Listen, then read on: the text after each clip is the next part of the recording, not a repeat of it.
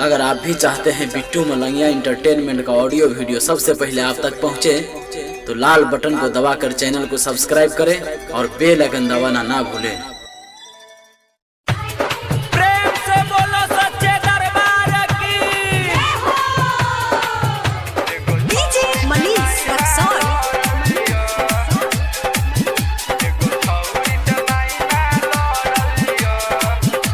Presented by Bittu Malangiya entertainment. Navratri में सुनू ये भौजी एगो छौर से नहीं ना लड़लिया। नवरात्रि में सुनू ये भौजी एगो छौर से नहीं ना लड़लिया।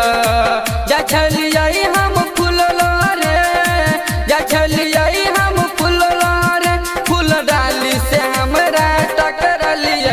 माई नगरी में सुनू ये भौजी एगो छौर से नहीं ना लड़लिया।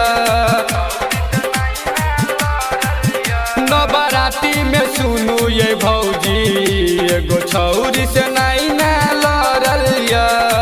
जा छलिया हम फूल रे, जा छलिया हम फूल रे, फूल डाली से हमरा टकरलिया। दुर्गा पूजा में सुनू ये भौजी एगो छौर से नहीं ना लड़लिया। DJ Bittu Malangiya, DJ Bittu Malangiya, Madhubani Madhubani. DJ Manish Raxaul.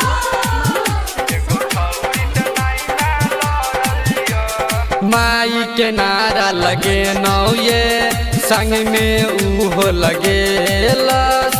माई दुर्गा के आरती उतरनी संग में उहो उतारलस।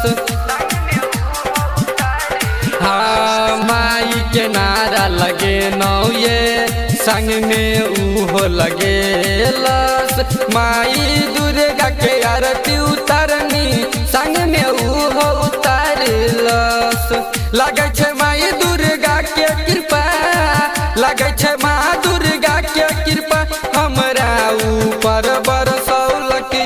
दुर्गा पूजा में सुनू ये भौजी एगो छौर से नहीं ना लड़लिया। दुर्गा पूजा में सुनू ये भौजी एगो छौर से नहीं ना लड़लिया।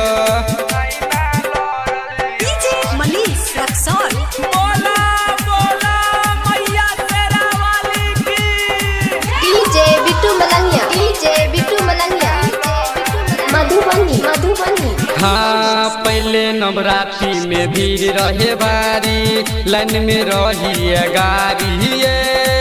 माई दुर्गा के आरती उतारनी खुलल रहे के बारी।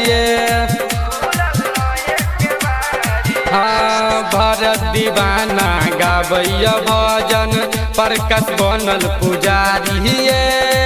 मनीष के मादाही दुआर में छौरी से नैना लड़ल। फूलो नमा कचरे नौये, फूलो नमा कचरे नौये, नींद से नींदिया मोर भटकलिया। दुर्गा पूजा में सुनू ये भौजी एगो छौरी से नहीं ना लड़लिया। जा छलिया हम फूल रे, जा छलिया हम फूल रे, फूल डाली से हमरा टकरलिया। दुर्गा पूजा में सुनू ये भौजी एगो छौर से नहीं ना लड़लिया। Presented by Bittu Malangiya entertainment.